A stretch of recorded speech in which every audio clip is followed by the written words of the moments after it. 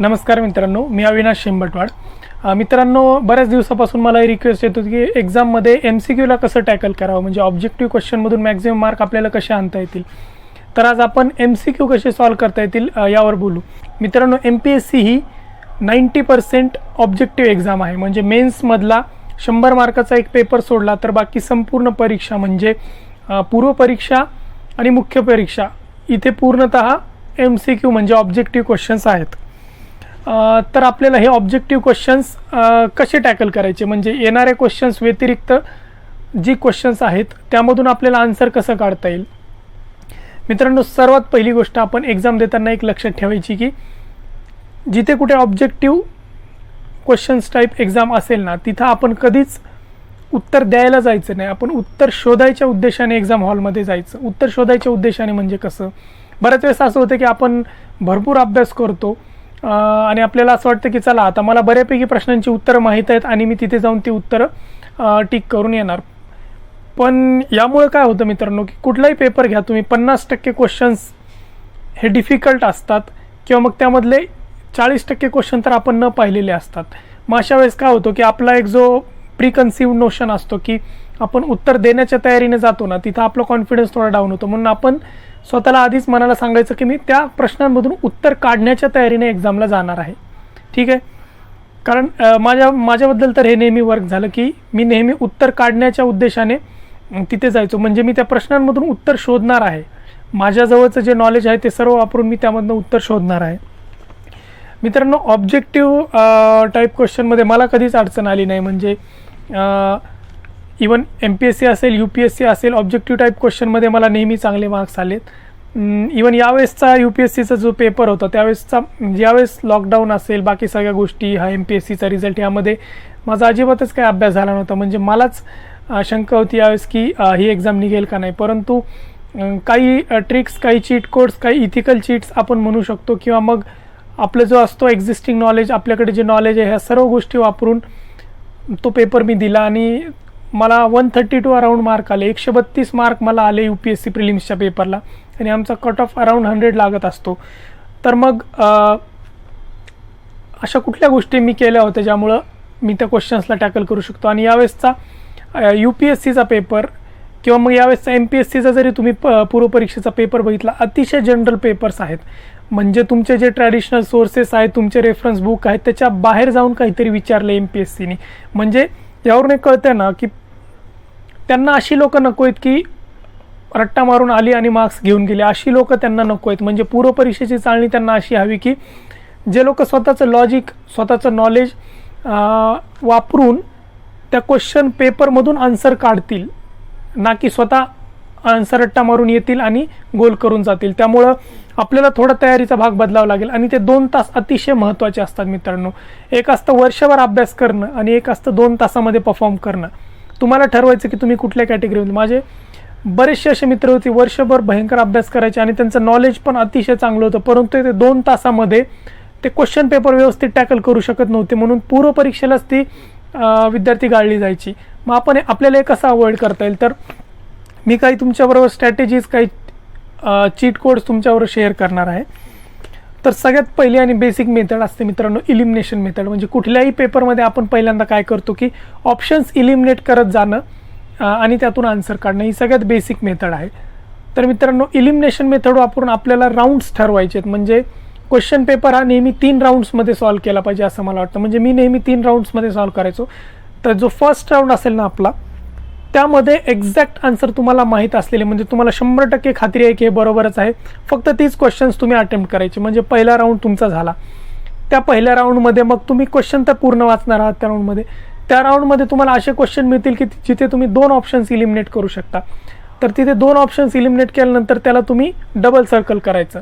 आणि असे काही क्वेश्चन्स असतील जिथे तुम्ही एक ऑप्शन इलिमिनेट करू शकता किंवा काहीच इलिमिनेट करू शकत नाही, तिथे तुम्ही सिंगल सर्कल करायचं. ठीक आहे, तुमचा पहिला राऊंड झाला. पहिल्या राऊंड नंतर आपल्याला वळायचं दुसऱ्या राऊंडकडे, जे आपण 2 ऑप्शन्स एलिमिनेट करतो. तर मित्रांनो, मला वाटतं जिथे 2 ऑप्शन्स तुम्ही इलिमिनेट करू शकता ना, तिथे तुम्ही 90% ऑफ द क्वेश्चन्स तुम्ही अटेम्प्ट करावे निदान. आणि ज्यामध्ये खात्री आहे असे क्वेश्चन तर सोडवावेच. म्हणजे 2 ऑप्शन्स इलिमिनेशनमध्ये कसं असतं मित्रांनो, जर तुम्ही प्रोबॅबिलिटीचं गणित लावलं ना, तर तुम्ही 4 क्वेश्चन सोडले ना, त्यामधले 2 क्वेश्चन बरोबर येण्याची प्रोबॅबिलिटी असते.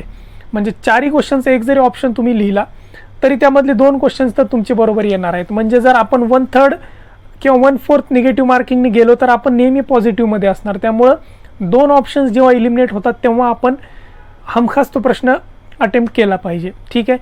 जर 2 अटेम्प्टचं झालं मग ज्यामध्ये एकच ऑप्शन इलिमिनेट होतोय किंवा काहीच इलिमिनेट होत नाही, अगदी अनोळखी क्वेश्चन्स आहेत, असे क्वेश्चन्स कसे टॅकल करायचे? तर मित्रांनो यासाठी काही मेथड्स आहेत. आपण क्वेश्चन्सचे एक्झाम्पल बघून जाऊया. तर मित्रांनो यातला पहिला जो टाईप आहे तो आहे ॲब्सोल्यूट स्टेटमेंट्सचा. ठीक आहे. आपण काही एक्झाम्पल्स बघूया. हा HRDचा पेपर होता 2019 पेपर 3. ठीक आहे. हां, त्यामध्ये हा क्वेश्चन बघा. क्वेश्चनमध्ये पहिलं स्टेटमेंट आपल्याला माहिती आहे बरोबर असणार, जनरलाइज स्टेटमेंट आहे कोऑपरेटिव्ह सोसायटीजबद्दल. दुसऱ्या आणि तिसऱ्या स्टेटमेंटमध्ये थोडं कन्फ्युजन होऊ शकतं. ठीक आहे. मग त्यामध्ये तिसरा स्टेटमेंट आपण बघू. तिसऱ्यामध्ये काय दिलं आहे की ग्रामीण सहकारी संस्थांचा उद्देश फक्त आर्थिक विकास आहे. इथं फक्त ओनली. ठीक आहे. ओनली हा शब्द म्हणजे ॲब्सोल्यूट आहे. आणि जिथं असतं ना की अशा जे इनिशिएटिव्ज असतात, सोसायटीज असतात, ह्यांचा नेहमी उद्देश ब्रॉड असतो अशा इनिशिएटिव्जचा. तर इथे ॲब्सोल्यूट स्टेटमेंट आहे म्हणजे एकाच उद्देश आहे असं त्यांचं म्हणणं आहे. मग हे स्टेटमेंट सहज इलिमिनेट करू शकतो आपण त्याच्या ॲब्सोल्युटिझमवरून. ठीक आहे. अजून एक एक्झाम्पल बघूया याचं. यावर्षीच्या UPSCमध्ये आलेला प्रश्न आहे. ठीक आहे. तो प्रश्न बघा तुम्ही. यामध्ये सेकंड स्टेटमेंट तुम्ही बघा. ठीक आहे. आपल्याला जरी ठीक आहे आपण असं मानू की आपल्यासाठी अननोन आहेत हे स्टेटमेंट तिन्ही पण, परंतु सेकंड स्टेटमेंट बघा. There is no human habitation inside the park. Absolute आहे म्हणजे एकही मनुष्य तिथे राहत नाही असं त्यांचं म्हणणं आहे. जर तुम्ही सेकंड स्टेटमेंट इलिमिनेट केला तर तुम्हाला ऑप्शन C मिळून जाईल जे की योग्य आन्सर आहे. तर ॲब्सोल्यूट स्टेटमेंट प्रत्येक वेळेस असं नसतं, परंतु ज्या ठिकाणी तुम्ही डाऊटमध्ये आहात त्या ठिकाणी तुम्ही ॲब्सोल्युटिझमचा वापर करू शकता की ॲब्सोल्यूट स्टेटमेंट तुम्ही इलिमिनेट करू शकता. ठीक आहे. आता सेकंड कॅटेगरी ह्यामध्ये अजून एक असतं मित्रांनो, ग्रामर. असं असतं ना की राईट ऑप्शनचं ग्रामर नेहमी बरोबर असतं. मी एक्झामिनर आहे आणि मी क्वेश्चन पेपर सेट करतोय तर मी सगळ्यात जास्त मेहनत राईट ऑप्शनवर घेईल. म्हणजे मी रॉंग ऑप्शनवर एवढी मेहनत घेणार नाही, रॉंग ऑप्शनच्या ग्रामरवर पण मी एवढी मेहनत घेणार नाही, परंतु जो योग्य ऑप्शन आहे त्याच्यावर मी जास्तीत जास्त मेहनत घेईल. क्वेश्चन बघा स्क्रीनवर दिसणारा. अस्मिता कार्डबद्दल त्यांनी विचारलं होतं. ठीक आहे. मला अस्मिता कार्डबद्दल कुठलीही माहिती नाही आहे, परंतु ऑप्शन नंबर 3 तेव्हा तुम्ही बघा. ऑप्शन नंबर 3मध्ये भरपूर फॅक्च्युअल डिटेल्स दिले आहेत. म्हणजे साईज, पॅडची साईज पण दिलेली आहे आणि त्याचं रेट पण दिला आहे, एज ग्रुप पण दिला आहे. म्हणजे एवढी जास्त फॅक्च्युअल इन्फॉर्मेशन कुठल्या तरी ऑप्शनमध्ये आहे आणि तो ऑप्शन एवढा लेंदी होतोय म्हणजे त्यावर भरपूर मेहनत घेतलेली आहे पेपर सेट करणाऱ्यांनी. आणि मोस्ट ऑफ द टाईम असे ऑप्शन्स बरोबर असतात. क्वेश्चन दिसतोय तुम्हाला समोर. त्या क्वेश्चनमध्ये लास्ट स्टेटमेंट बघा तुम्ही. पाणी जमिनीवर साचण्यापासून व वाहून जाण्यापासून रोखण्यासाठी तुषार सिंचन पद्धतीमध्ये जमिनीची पाणी जिरवण्याच्या क्षमतेपेक्षा कमी क्षमतेने पाणी दिले जाते. तुम्ही एक एक्झामिनरच्या शूजमध्ये स्वतःला ठेवायचं. म्हणजे मी स्वतः एक्झामिनर आहे तर मी काय करणार, हा जो ऑप्शन आहे तो सेट करण्यासाठी बरंच मेहनत आणि बरीच रिसर्च एक्झामिनरनी केली आहे. आणि एवढा लेंदी ऑप्शन सेट करणं म्हणजे ह्याच्या मागे काहीतरी पर्पज असला पाहिजे. मोस्टली मित्रांनो जे आणि MPSC बद्दल बोलतो, जे लेंदी स्टेटमेंट असतात आणि ज्यामध्ये बरंचसं इन्फॉर्मेशन दिली असते ते statement most of the time ते स्टेटमेंट योग्य असतात. तर यामध्ये तुम्ही बघा D ऑप्शन हा राईट आहे. जर तुम्ही D ऑप्शन बघितलं यामध्ये तर फक्त एकाच याच्यामध्ये आहे म्हणजे पर्याय क्रमांक 4. पर्याय क्रमांक 4 मध्ये तुम्हाला D ऑप्शन दिसेल आणि ते योग्य उत्तर आहे. हा प्रश्न बघा मित्रांनो. अक्षम विद्यार्थ्यांसाठीच्या एकात्मिक शिक्षणाला मध्यवर्ती स्थान रिकामी जागामुळे प्राप्त झाले आहे. तर इथे जो सेकंड ऑप्शन आहे equal opportunities protection of rights and full participation act 1995. आता जो पहिला ऑप्शन आहे इन्क्लुझिव्ह एज्युकेशन ॲक्ट त्यामध्ये इयर पण दिले नाही, तो तुम्ही सहज इलिमिनेट करू शकता. परंतु हा सेकंड ऑप्शन लेंदीएस्ट ऑप्शन आहे आणि तो करेक्ट आन्सर आहे. आता कसं आहे मित्रांनो, हा लॉजिक प्रत्येक वेळेस अप्लाय होईल असं नाही, परंतु तुम्ही तुमचं प्री एक्झिस्टिंग नॉलेज वापरा ह्यामध्ये. कारण खालचे 2 ऑप्शन आहेत ना ते जनरलाइज एज्युकेशन आणि इन्फॉर्मेशनच्या रिलेटेड आहेत, पण डिसेबल्ड मुलांबद्दल तिथे काही बोललेलं नाही आहे. त्यामुळं ह्याचा आन्सर सेकंड आहे. तर असे क्लूज तुम्हाला मिळत जातील आन्सर्सचा जर तुम्ही नीट स्टडी केला, पॅटर्न्सचा तुम्ही स्टडी केला. आता पॅटर्नबद्दल बोलताना आणखीन एक आहे, MPSCमध्ये बऱ्याचशा पेपरमध्ये ऑप्शन्सचे पॅटर्न्स कॉमन आहेत. म्हणजे ही थोडी योगायोग म्हणता येईल किंवा मग प्रत्येक पेपरचे ऑप्शन पॅटर्न ठरले. आपण पेपर 3 बद्दल बोलू. म्हणजे HRDच्या पेपर सेट करणाऱ्यांना ऑल ऑफ द अबोव ऑप्शनवर फार प्रेम आहे. हा क्वेश्चन बघा तुमच्या समोर दिसतो, जनरलाइज स्टेटमेंट आहेत, म्हणजे सर्व स्टेटमेंट बरोबर आहेत. आणखीन एक क्वेश्चन बघूया HRDचा. हा क्वेश्चन बघा, सर्व स्टेटमेंट्स म्हणजे कामगार कल्याणाबद्दल विचारलेला आहे. तुम्ही स्टेटमेंट्स बघितलीच तर एकदम जनरलाइज स्टेटमेंट आहेत आणि याचा आन्सर 3 म्हणजे ऑल ऑफ द अबोव. ठीक आहे. तर HRDमध्ये मला 90% of the time all of the above हा ऑप्शन दिसलेला आहे, जिथे मल्टिपल स्टेटमेंट जनरलाइज वेमध्ये होते. तर तुम्ही असे तुमच्या दुसऱ्या क्वेश्चन पेपरचे पण पॅटर्न्स तुम्ही स्टडी करा आणि तुम्हाला यामध्ये काही कॉमन मिळतं का बघा. आणि हे कसं असतं मित्रांनो, हे नेहमी वापरायचं नाही. म्हणजे दिसलं का ऑल ऑफ द अबोव, अभ्यास तर तुम्हाला करावा लागणार, त्यातनं मार्ग नाही आहे. पण जिथे तुम्हाला अभ्यास करून पण उत्तर मिळत नाही आहे त्या ठिकाणी तुम्ही असे चीट कोड्स, असे लॉजिक्स तुम्ही लावू शकता. आता आणखीन एक क्वेश्चन असतात नवीन इनोव्हेशनबद्दल किंवा सायन्स अँड टेकबद्दल. त्यामध्ये इनोव्हेशनबद्दल बोललेलं असतं, एखादी नवीन टेक्नॉलॉजी असेल, बायोटेक्नॉलॉजी असेल, नॅनो टेक्नॉलॉजी असेल किंवा आर्टिफिशियल इंटेलिजन्स असेल, ह्याबद्दल त्यामध्ये बोललेलं असतं. तर अशी स्टेटमेंट्स, असे क्वेश्चन्स कसे सॉल्व्ह करायचे, ठीक आहे, त्या टाईपचा एक क्वेश्चन आपण बघूया. UPSC प्रिलिम्स 2020चा हा क्वेश्चन होता. त्यामध्ये काय दिलं होतं की आर्टिफिशियल इंटेलिजन्सचा यूज कशामध्ये होऊ शकतो हे दिलं होतं त्यांनी. तर जवळपास 5 स्टेटमेंट होती तिथं. आता कसं असतं मित्रांनो, मी पेपर सेट करतो किंवा तुम्ही पेपर सेट करताय, तर आपलं स्पेशलायझेशन ह्या विषयामध्ये नाही. आर्टिफिशियल इंटेलिजन्समध्ये क्वेश्चन पेपर सेट करणाऱ्याचं स्पेशलायझेशन नसतं. मग मी काय असं नाही करणार की मी असं सर्च नाही करणार की आर्टिफिशियल इंटेलिजन्सचा यूज कशामध्ये होत नाही. मी सरळ काय बघणार की यूज कशामध्ये होतो आणि ते ऑप्शन्स मी तयार करणार. आता इथं एकदम जनरलाइज स्टेटमेंट होती सगळी. आणि तुम्ही जर का artificial intelligence as a concept तुम्ही विचार केला, एवढा ब्रॉड कन्सेप्ट आहे, त्यामुळे काही पण येऊ शकतं त्यामध्ये. म्हणून ह्यामध्ये ऑल ऑफ द अबोव हे आन्सर होतं. म्हणजे ही सर्वच्या सर्व स्टेटमेंट बरोबर होती. इथे बऱ्याच जणांची चूक झाली आहे, कारण इथे टेक्स्ट टू स्पीच कन्व्हर्जन असेल किंवा मग तो तरी सोडा, परंतु क्रिएट मिनिंगफुल शॉर्ट स्टोरीज किंवा वायरलेस ट्रान्समिशन ऑफ इलेक्ट्रिसिटी याबद्दल बऱ्याच जणांना कन्फ्युजन होतं. परंतु हा एवढा इव्हॉल्विंग कन्सेप्ट आहे की दररोज कुठे ना कुठे यावर नवीन शोध लागतोय. त्यामुळे एक्झामिनर पण अशी रिस्क घेणार नाही आहे की असं स्टेटमेंट कुठलं तरी टाकूया. त्यामुळे तो सेफ वेने काय करणार आहे की यूज काय आहेत त्यावरच जास्त रिसर्च करेल. ठीक आहे मित्रांनो. आणखीन एक क्वेश्चन होता, कधी असतं मित्रांनो 2 ऑप्शन सिमिलर दिसत आहेत ना तुम्हाला एका ह्याच्यामध्ये, मग आन्सर नक्की त्या 2 ऑप्शनपैकीच असतं. हा क्वेश्चन बघा तुम्ही, ह्यामध्ये दुसरा आणि C आणि D ऑप्शन बघा तुम्ही, लिझा पाथफाइंडर आणि इव्हॉल्व लिझा. तर ह्यामध्ये आन्सर होतं इव्हॉल्व लिझा. आता इथं तुम्हाला थोडं लॉजिक वापरावं लागेल, त्यामुळे कधी पण करंट अफेअर म्हणल्यानंतर तुम्हाला लेटेस्ट विचारणार, त्यामुळे ह्याचं आन्सर होतं इव्हॉल्व लिझा. असंच एक क्वेश्चन 2020च्या पूर्वपरीक्षेमध्ये MPSCच्या विचारलं होतं की लार्जेस्ट इन्व्हर्टिब्रेट विचारलं होतं. त्यामध्ये 2 ऑप्शन दिले होते, एक जायंट स्क्विड आणि एक कोलोसल स्क्विड. तर आपल्याला इथे कळायला पाहिजे की आन्सर या नक्की या दोन्हीपैकी एक आहे, कारण स्क्विडवर त्यांनी फोकस केला आहे. आणि जायंट स्क्विड ऑप्शन तुम्हाला फसवण्यासाठी दिला आहे, कारण तिथं लार्जेस्ट विचारले आणि इथं जायंट म्हणजे हा नक्की तुम्हाला फसवण्यासाठी दिला आहे, हे तुम्हाला कळालं पाहिजे. त्याचं आन्सर कोलोसल स्क्विड होतं. तर असे लॉजिक्स आपल्याला शोधावे लागते उत्तर काढताना. तर मित्रांनो, हे आपण काही पॅटर्न्स बघितले क्वेश्चन पेपर सोडवताना. ह्यामध्ये तुम्ही जेव्हा स्वतः ॲनालिसिस कराल ना, तुम्हाला पण भरपूर अशा गोष्टी मिळतील ज्यामधून तुम्ही लॉजिकली क्वेश्चनचा आन्सर काढू शकता. आणखीन एक असतं मित्रांनो, जेव्हा क्वेश्चनचा एंड ॲनने होतो ना, तेव्हा कुठल्या तरी वॉवेलमध्येच आन्सर असणार. ॲनच्या नंतर तुम्हाला माहिती आहे वॉवेल येणार आहे, त्यामुळे तो आन्सर तुम्ही बघितला ऑप्शनमध्ये वॉवेलनी सुरू होणारच ते आन्सर असेल. ठीक आहे. आणखीन एक गोष्ट मित्रांनो की क्वेश्चन वाचला तुम्ही एकदा आणि तुम्हाला आन्सर येत नसेल ना, तो क्वेश्चन 2-3 वेळेस तुम्ही वाचा.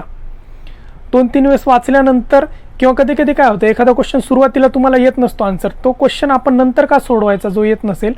कधी कधी पूर्ण क्वेश्चन तुम्ही प्रेशरमध्ये तुम्ही सुरू करता पेपर सोडवणं आणि त्या प्रेशरमध्येच तुम्हाला बरेचशा क्वेश्चनचे आन्सर आठवत नाहीत, परंतु जसं जसं तुम्ही पुढे जात जाता ते प्रेशर थोडं कमी होतं, गोष्टी तुम्हाला आठवायला लागतात किंवा दुसऱ्या एखाद्या प्रश्नाच्या उत्तरामधून तुम्हाला त्याचं उत्तर सापडून जातं. म्हणून कधी पण सुरुवातीला घाई नाही करायची. अवघड प्रश्न असेल तर त्याला मी जसं म्हणलं ना, सिंगल राऊंड, डबल राऊंड ही मेथड वापरून त्यांना शेवटी ठेवायचं आणि शेवटी निवांत विचार करायचा त्या क्वेश्चनवर. 3-4 वेळेस तो क्वेश्चन वाचायचा आणि हे सर्व लॉजिक्स किंवा तुमचं प्री एक्झिस्टिंग नॉलेज लावून त्याचा आन्सर कसं काढता येईल हे तुम्ही बघायचं.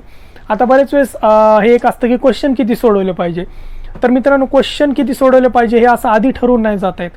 पेपर कसा आहे यावरून आपल्याला ठरवावं लागेल की आपण किती अटेम्प्ट करायचं आणि निगेटिव्ह मार्किंग कशी आहे.